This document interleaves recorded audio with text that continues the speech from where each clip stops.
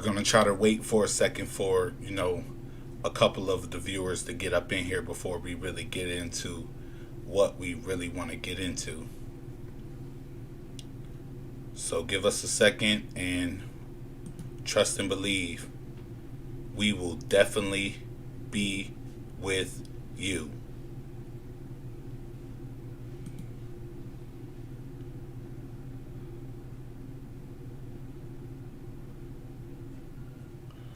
Hopefully the stream is going well for you guys. Hopefully you're able to see everything accordingly and nothing is going wrong with the stream. It's telling us over here on our end that it's a little, a little buffery, but we hope that you guys can receive it well. Even if it's in latency, because we want you guys to get the raw, uncut truth of what we about to say. Especially about what I'm about to say. So, we're just going to wait for a second. And hopefully, even one person will show up in here and we could get this started. Because right now, what we're seeing is a travesty with the New York Knicks. So, we're just going to wait for a second. And to be honest with you, Sue, I don't even really want to start. Before we really talk about everything, I really want to get your input on, how you feel about this game and what did you see going on in the game that not only caused the loss, but have caused many of the losses that we've already witnessed this season. But we still want to hold on for a second. But I'm definitely going to run that question to you once we get some viewers up in here. Hopefully they out here listening. Know what I'm going to do for a fact? Let me share this.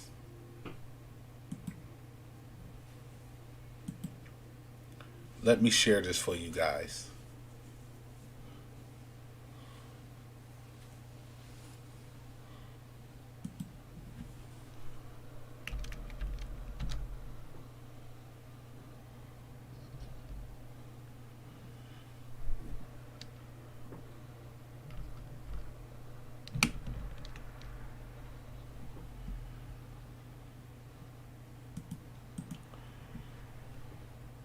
If you guys are in here, just give me a moment and trust and believe we will be right with you.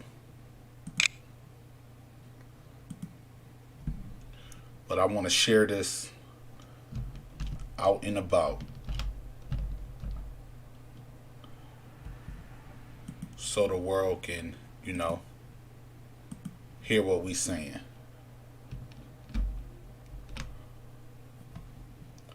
Wow, I can't believe I did that.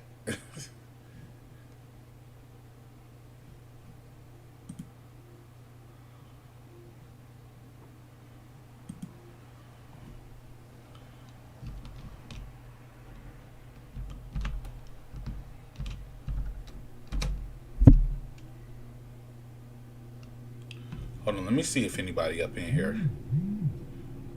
We got 2 playbacks right now, but we don't see nobody in here. If you're in here, let us know. Comment in the comment section. State how you feeling and let us know how you feel right now while I share this to the world.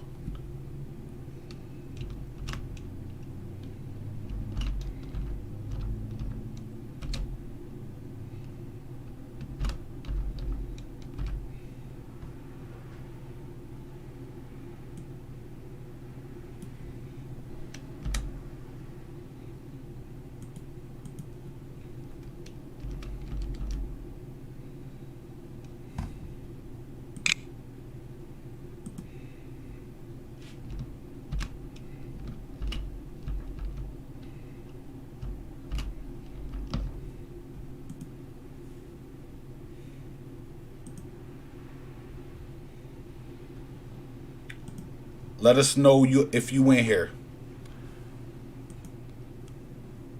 Let us know what you got to say. Well, I see that we got three playbacks, so that's going to make me believe that somebody is up in here. So we're going to get to the conversation right now. Now, like I was saying before, I want to get Miss Lee's, her thoughts on the whole process.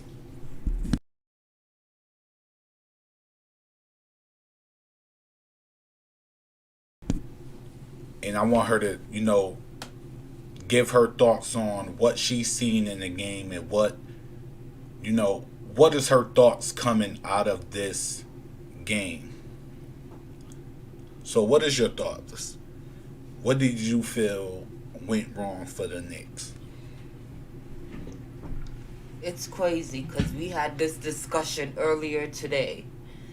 Basically, they basically went back on it being Randall's ball game.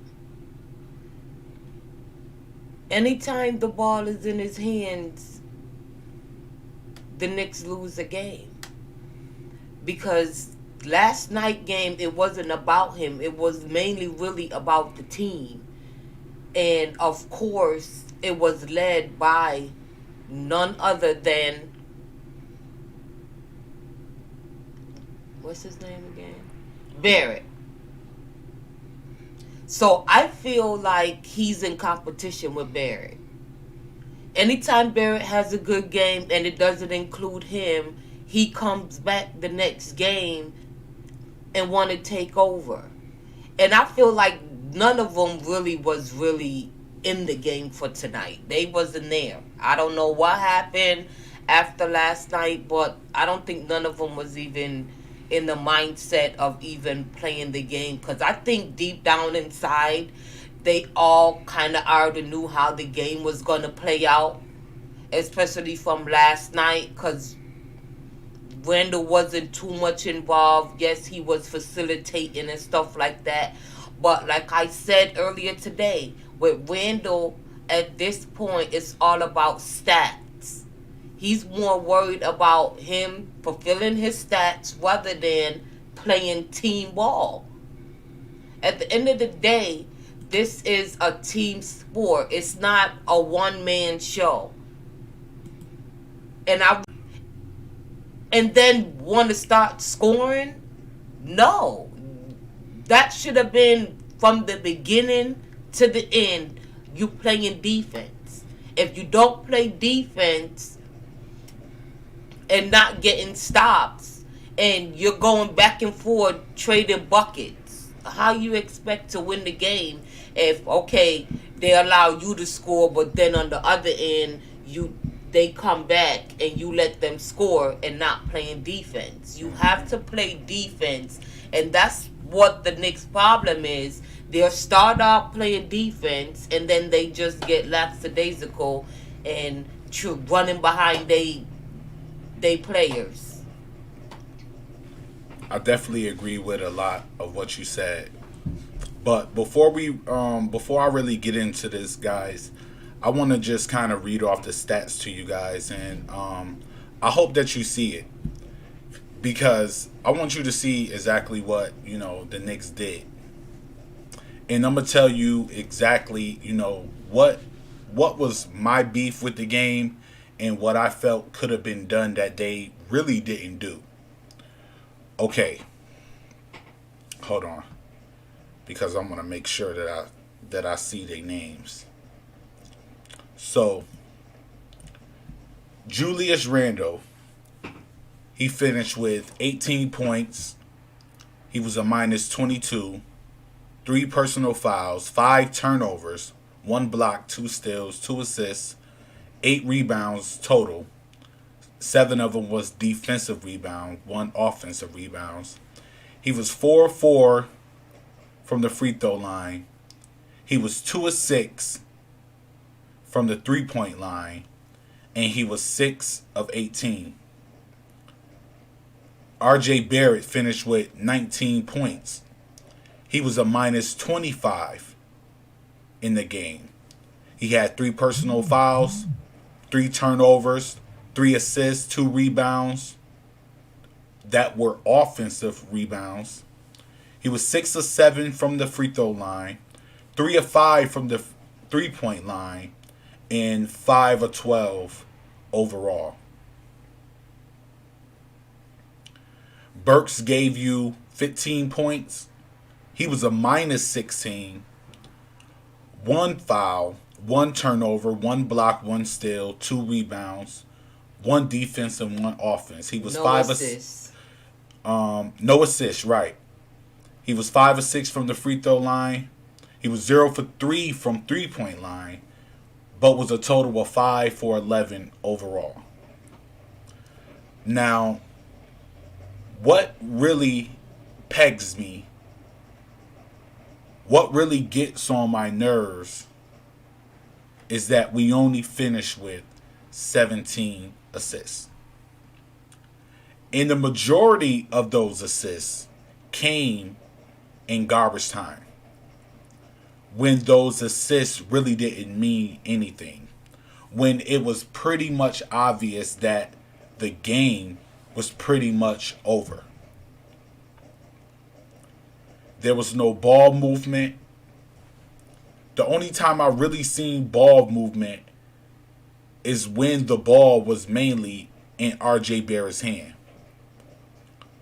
But I want to stray away from the offense, guys. I want to stray away from that whole scenario, because that's not what I'm here to talk about with you guys. What I'm here to talk about is the Knicks defense. And Big Task, man, I don't think nothing can save the Pacers season, because they've handed the Knicks 2 losses already. And they've been losing to other teams. It brings us back to where I like to say the Knicks are, how can I say, playing down to the team that they're currently facing at that time. And this is a problem that we've seen from the Knicks for how long? Since last season, to be totally honest with you. This is what I've seen from the Knicks. They play down to the team that they're currently facing. You get what I'm saying? So, if you're going to play down to the teams that you're supposed to beat, but still don't play up to the teams that you're supposed to be in really competition with, which is the upper echelon teams, then you will fall to the wayside. And that's basically what the Knicks are doing. They're falling to the wayside. They've lost all types of cohesion, camaraderie, identity. The Knicks are playing, well, they did play tonight like a high school team. And it all started with their defense. If you watched my video earlier that I posted, my short about tickets that was being handed out that the Knicks should have took in order to beat the Indiana Pacers, then you would have known that I said 48 minutes, fellas. That means defense 48 minutes. You're supposed to be living on the defensive end. Why are you letting people beat? Why is Dort open from 3? Evan Fournier. Why do guards continually break you guys down? Evan Fournier, RJ Barrett, Alex Burks. And I could easily say that RJ Barrett had an okay defensive game.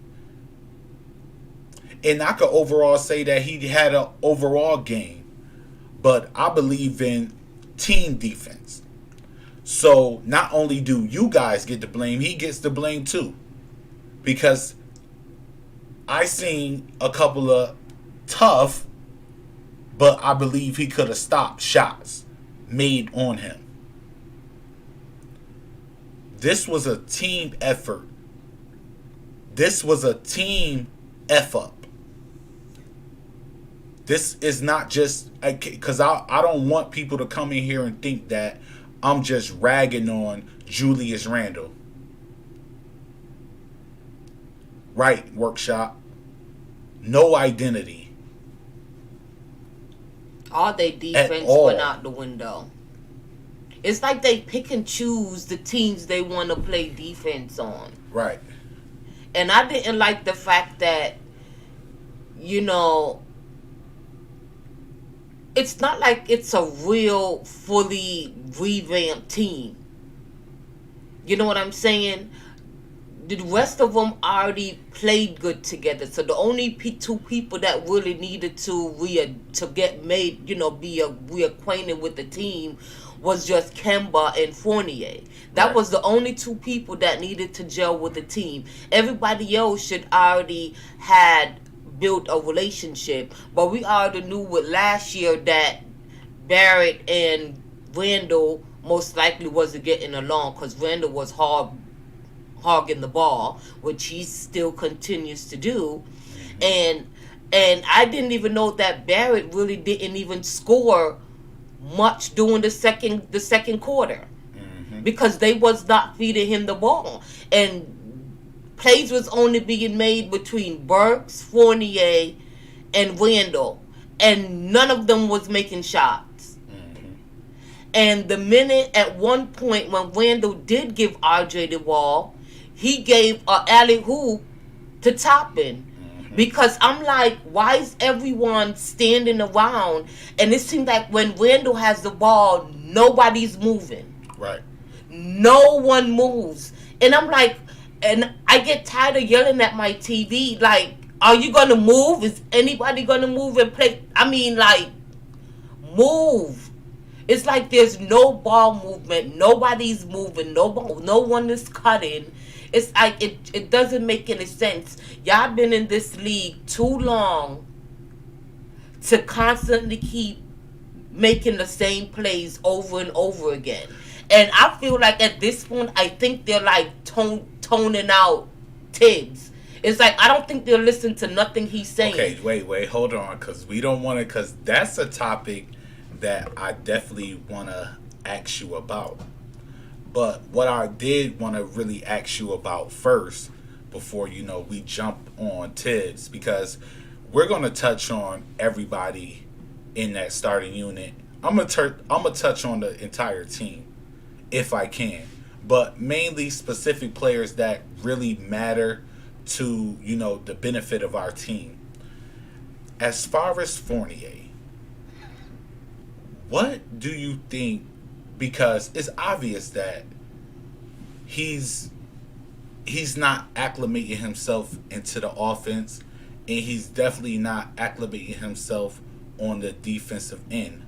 So, what do you think needs to be done with Fournier? You want my honest opinion? I want your honest opinion. At this point, I'm still waiting for the Fournier from the first game once the season started. Right. I don't know what happened to him. Every time he gets the ball, I'm like, dude, can you make a shot? Right. Like, I mean, I understand that they're trying to get you into the game, but dude, do you know how to make your own shot? Create for yourself. Do something, because they basically got you there so you can score, and you're really not. I mean, every now and then he'll have a good game, but it needs to be constant. Like, I feel like he need listen. I definitely agree with you on the consistency part, but I will say that they try to get him the ball, and he also tries to get his own shot, as in when he drives to the rim. It's just something that's going on with Evan Fournier right now, to where he just can't make a shot. And what's worse about the situation is because I could live with you not making shots if you was good on defense. Right, you got to do something. You got to try to play defense. You got to try to box dudes out. You need to try to get rebounds. Even if you get assists, if you can't score, you have to find another way to help your team. Right. And I'm going to keep saying it. If you've been in this league long enough, yo, I don't get it. There should be something else you gotta do to help your team. Hold on. He said, hold on. Vic Tass, yo, that's serious right there. He said Fournier needs the Austin Rivers treatment. I think if we gonna give, I mean, listen, if Tom Thibodeau chooses to give Fournier the Austin Rivers treatment, then it'll be a fail for our front office. D Monk said all these players have talent. There was just no chemistry between them. There's none. There's no chemistry. Right. There's no it seems like everyone is out for themselves. Right. You have some that want to play as a team, and then you just have some that's like, I'm gonna get mines no matter what. And it can't be like that. It's like they worse this year than they was last year. At least last year, it seemed like they was playing towards something. Right. They was playing towards something. It's like, do y'all watch the film and see where y'all messing up at? D Monk, I'm telling you, bro. Listen, it's quiet right now. They are on quiet time right now. No one's talking. No one's doing anything. And I wouldn't be surprised because they need to get it together. But back to Fournier. What I want to say about Fournier is, if they was to take him out of the lineup, I think it'd be a fail on the front office. But, I could live with Fournier not being good on, the offense if he was great on defense. If he could learn how to, keep his man in front of him instead of always losing his guy when his guy is on a break, we will be in a better predicament. And that's our biggest problem right there. Teams are starting to figure out that he is the weakest link. Because last year, I could say this for sure, teams use R.J. Barrett as the weakest link. Mm-hmm. But R.J. Barrett has boosted his defense up to where they can't do this. Look how Karis LeVert, no matter how much a person may think Karis LeVert had a good game, he was under a lot of... Karis LeVert made a lot of tough shots. A lot of tough shots were made on R.J. Barrett tonight. But Fournier, his guys, as soon as they got the ball, they just ran right past him. I don't understand it, and I don't want to understand it. You get what I'm saying, guys? I don't want to understand it.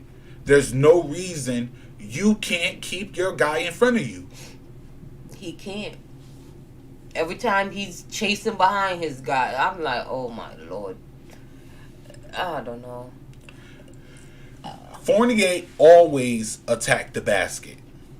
When he was with Orlando, he continuously attacked the basket. Now, I don't know what's wrong with Evan Fournier. He want to settle for outside shots. I'm not going to sit up there and act like he was like some big defensive player, but he was competent at least when he was on Orlando. I didn't really watch him when he was on the Celtics, but from my understanding and what I saw from Evan Fournier on Orlando, he was a person who was at least competent on defense. He wasn't no pushover. Now he has no drive. He has no he it's like he's totally it's like the New York media has completely wiped him out of his entire being. It's like he's not the same Evan Fournier no more. And I gotta say it's the media. But you know what I think too? Just looking at the team as a whole, I think it's more of a monkey see, monkey do type situation. Because some would say, why should I do all this defensive work if the other player's not putting in the same amount of defensive work that I'm doing? But who are you saying are not putting in the same defense effort as I'm Fournier? just saying the whole team, because I watch the game a lot, so I can see sometimes Dirk Burks do a lot of defense. Quickly would do a lot of defense. RJ would do a lot of defense, and some of them would just be lackadaisical with they dudes. Gibson would play defense. Toppin will come out and play defense. And then if you had and that, but they don't understand when you play defense that do take a lot out of a person. So if everybody's not equally doing it, how do you expect it to constantly be a cohesiveness thing if some is being lackadaisical on? You got to play defense at all. I'm sorry, I don't see how they can go from being the number one defensive team last year to not even playing defense at all. They pick and choose the games that they want to play defense on, and the Pacers is a game that you have to play defense with them from the beginning to the end. You cannot let them up. Right. Make they shots hard for them. Make them fumble the ball. Right. You have to play hard. You can't. And then they didn't even look like they was even tired tonight from playing last night at all. And that's something that I was wondering. I don't even think they was just in it. I think they already had in their mind like, yo, we're not gonna win this game. You can't necessarily say I'm that. just saying, because when I came upstairs and started seeing the game, it was in the first quarter. The score was 8-17. And Burks at that time was the only one who had scored. Right. It's like you have game where they start off slow and then they trying to play catch up. Right. It's like they had it in their mind, like, yo, we already behind, we already know how they do. They like to go out and start shooting them threes, and they wasn't really getting much rebound, and they was getting the rebounds and putting it back. It was just like, It was terrible. It was terrible. And one thing that I have to say is, what I didn't like, I think that they came out the gate wrong. I believe they should have used the formula of using R.J. Barrett. You know how they did yesterday against the Spurs? I definitely believe that's how they should have came out the gate, using R.J. Barrett at first, because once R.J. Barrett gets going, and even though I know that Turner is a good defender and Turner gonna block a lot of shots, that's just his MO. That's just how he plays basketball. So you have to live with it. But what the Knicks have to learn how to do is not let that deter you from attacking the baskets. Because what happened? RJ Barrett remember, RJ Barrett was scoring at first. RJ Barrett had scored, I think he had 8 points. Remember, he had 8 points off the rip. But his shots got blocked a couple of times. I think that by Turner turning back shots, I think that deterred the Knicks from attacking the rim more. Because you see, after that, that's when they started shooting shots. They started chucking up threes, and it wasn't working for them. And what makes it bad is when you have long rebounds, that creates fast breaks for the opposing team. If their guards are the ones that's it, because when you shooting just chucking threes, them basketballs are going anywhere. You could get a rebound from that off of anything. So if you are just chucking threes up, and you and the guards are catching it on the break, then you gotta sprint back. That's why we got a lot of fouls. We was in foul trouble the majority of the game because we started getting to that groove where we start chucking up threes and not caring about anything, and just letting it be like Right, that, and man. then when they do, and I think also what would stop them from even want to go to the basket is because a lot of times they get contact and they're not calling those fouls, Yeah. and then the But you players, have to live right, with that. and right, You 'cause can't. I'm not. Listen. I'm not about to sit up here and let the refs dictate how I play. Okay, you're not gonna. I'm gonna make you call it. I'm gonna go into that paint to where the opposing player is gonna show you that they're following me, because I'm gonna be putting so much body on them that they are gonna have to foul me, because I'm gonna continuously go up strong to the basket. It seems like the Knicks at time be scared to go inside of the paint, when I don't care if you block my shot. right. That means absolutely nothing to me. You're going to feel this wrath every time. And that's something that I do give RJ Barrett, because you see, again, when they start giving him that ball, what did RJ Barrett do? He was drives, attacking that and rim. he drives, and then even when he don't get that call, he still get back on defense, even though he be in the back like yo, but then he runs back, and then you have some like Randall want to sit up there and complain. Get back on defense. Right. Who cares? They're not gonna. Which I wish they should be fair when they make calls, but you're not gonna get it. So live with it and move on. And this is why I'm going to say this. It's really time to put it's time to give the keys to RJ Barrett. When he is attacking, when he is driving to the rim, it creates a ripple effect. All of this back to the basket, want to take fadeaway shots that we seen not only Julius Randle do, And but I'm waste starting to time. see Burks carry the same mantra. And waste time. Wasting time. Instead of these guys, and that's another thing, wasting time. Constantly, I see these guys bring the ball up slow, and this goes for Burks and it goes for Randall, and sometimes Rose as well. They don't push the ball, and teams are starting to outrun the Knicks.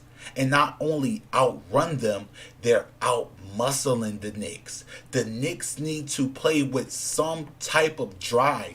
They need to build upon themselves some type of energy, because if they keep going the same way, it's a guaranteed fact the Knicks will not make the playoffs.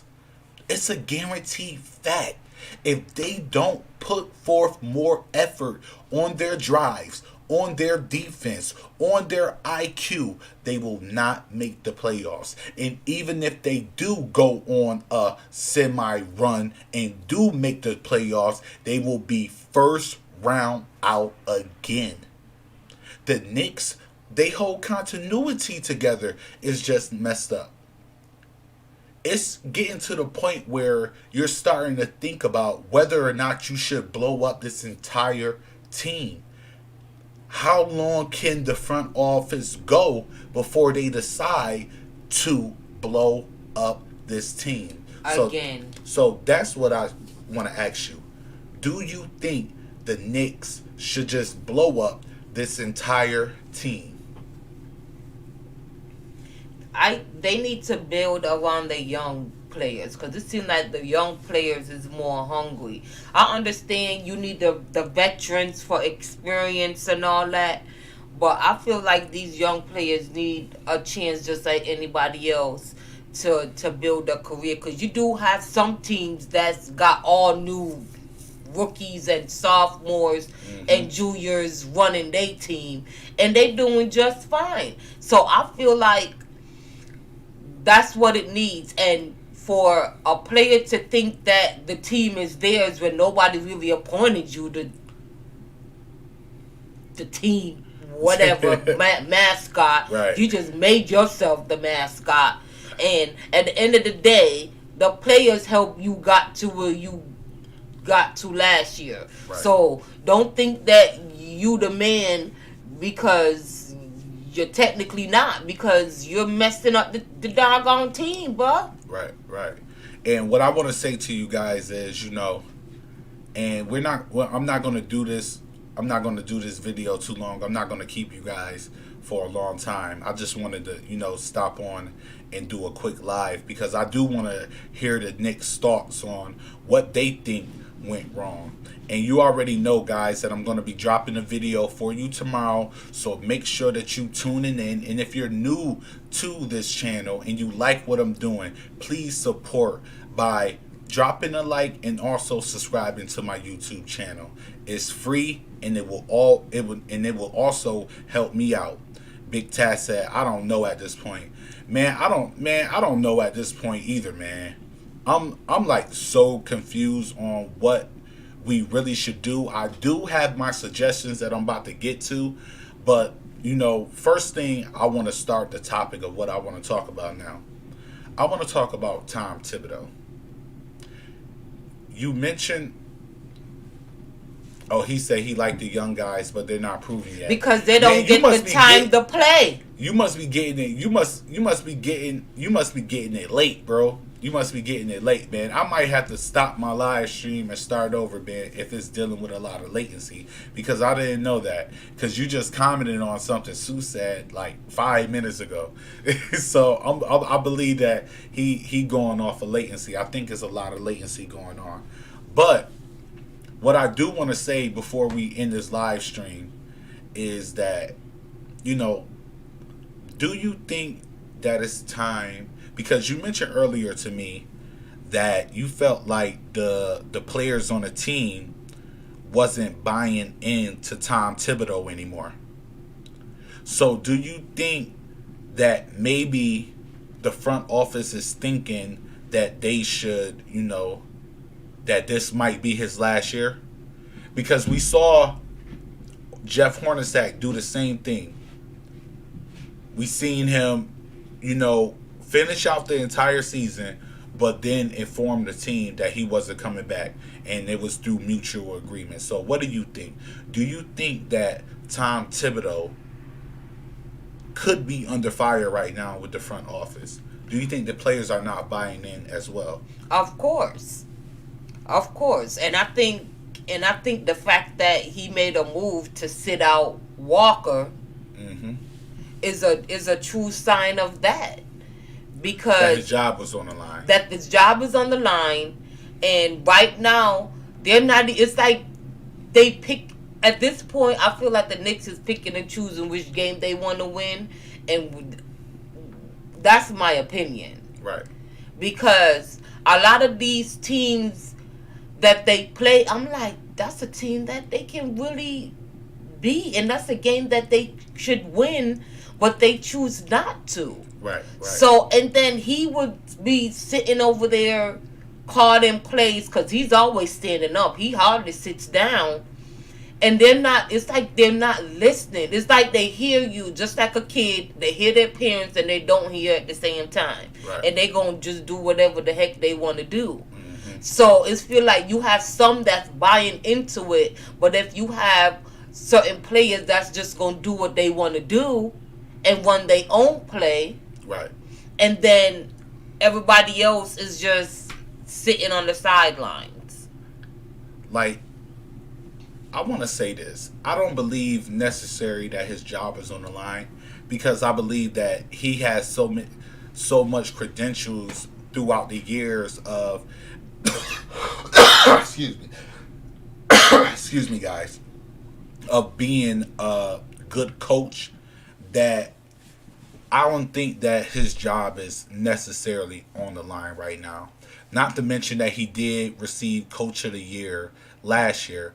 But I do think that maybe, just maybe, some changes do need to be made on this team. A lot of changes. And I don't want to try to, and the thing about it is, I'm trying to, man, shout out the Blorence Tears, man. Shout out the Freezy, man, because I'm not trying to do this, man, because he called me a Julius Randle hater. And I'm not trying to sound like a Julius Randle hater. What I'm trying to say is, when he does good, it only comes from the detriment of this team. What took us down in the first quarter? It was holding the ball, and I was asking myself in the beginning, like, why is they not doing what they did last night with that RJ Barrett coming off the double screen attacking the rim? Why are you not doing that? I understand that you want to get other players acclimated, but you seen that works.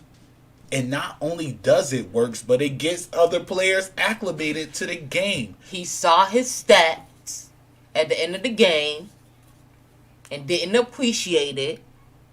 So he said, well, we play tomorrow. It's going to be about me. Right. It's just as simple as that.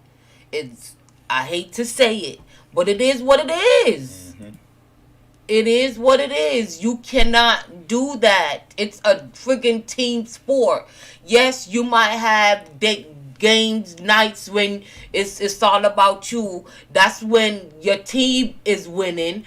But when you see that the way you're playing is not working, mm-hmm. dude, put it up and say, okay, I'm a let it go a different way. Right. And that's okay, because then that might be a game where you can also go off too. But you have to go in the flow of the game to where it's going to work for everyone. And I noticed how when certain players is on the team, some, they connection, is good with each other. Yeah. And then some is like, oh, okay, what is y'all doing? And I definitely be feeling that's like the way with RJ Barrett and Julius Randle sometimes. It just feels like, to me, like, they just don't. It's like they don't can't click. Be right. No, but it's like they can't be good together. They can't, because Randle doesn't feed him the ball, and soon as feeds Randle the ball. Though. Yeah, but because as soon as RJ gets it, he wants the ball back. Remember, like earlier in the game, the pass that RJ Barrett hit Julius Randle with, and Julius Randle I noticed that he always pass RJ Barrett the ball, but I don't feel like it'd be too late. Yeah, I feel like it'd be at the wrong time. I think that what's the problem with the Knicks is the Knicks are taking too long to set up into their offense. I'll bring it back to what I was saying earlier. The Knicks take too long to get up the court. I don't know whether they're tired. I don't know whether they're trying to really set up the offense, but what I see is that it takes them too long to get up the court. And then when you do that, you allow the defense to set up. Because a lot of times, they not waiting for you to get back down there to defend them. Right. They already running up. And then I hate when they do that want to foul somebody on a rebound because they already going up the court so they can fast pass the ball. That's like stupid to me. And that's how they end up getting to a lot of early foul trouble. Right. And putting them in the bonus. Mm-hmm. Like, and that, like the halfway foul through that the Evan game. Fournier did with that when that we was wasn't already, even a foul. What? That was a foul. He purposely fouled that dude when we was already. Oh yes, already in the bonus. And I'm like, I don't even think the Knicks be paying attention to the clock and what's going on, cause they make stupid plays sometimes. Cause that was a dumb call on him to foul that dude, knowing that they in the bonus. Right. It's definitely something wrong with Evan Fournier though. I think that I don't know because his defense is not good, and not only is his defense not good, but his offense is not good. I think that it's beginning to look like that was a bad signing, and I'm not holding out him getting better because it could be just the team gelling and the team is having a hard time gelling with each other. But what I see right now from Fournier it's looking like this was a bad signing for the New York Knicks because not only, I mean, maybe it was something that Orlando saw that we didn't see with Evan Fournier because they were willing to trade him. And not only that, it's not like the Orlando Magic was a top notch team with him and Vukovic on the squad. Maybe they saw something in him that he was the problem because they chose to trade him, before they traded Vukovic. Wait, I'm trying to think which one. No, they might have been around the same time with each other. But what I'm saying is maybe it was something that was seen from Orlando that let them know that something is up with Fournier because I mean, It's like he be here today he's and not gone there. tomorrow. But not only that, he's gone too much. Too much. He not. Mm-mm. Fournier is becoming completely missing, Non-existent. Yeah, missing in action, and it's getting to feel like to me that maybe this was the wrong decision for the New York Knicks. I believe I'm starting to believe that this was a bad signing because I mean we're up to what we're 11-13, so we're up to 24 games right now, and you still haven't come on yet. You still haven't, you know. You only have about two Maybe good games. yeah, maybe 2-3 good games throughout this entire season with the New York Knicks. So I mean, what's the problem with Evan Fournier? I think maybe the Knicks need to look for other options for him. Come, I think it's next week. It's either next week or the week after next week where they can start engaging in trade talks and start trading players. Mm-hmm. Because I mean, it's 24 games in. If you haven't adjusted to your team in this much time, there is seriously a problem. But we're not going to hold you guys. You got anything else that you need to say? We're not going to hold you guys anymore. I want to thank you guys for joining. If you are new to the channel, I want to thank you for coming to join me. And if you're viewing this video on the playback, I also want to thank you for coming to join me. I thank you, and I hope that you make sure that you smash that like button.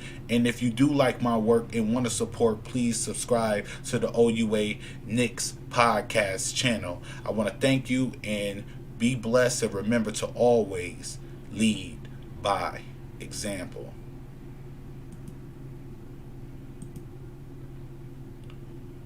What's the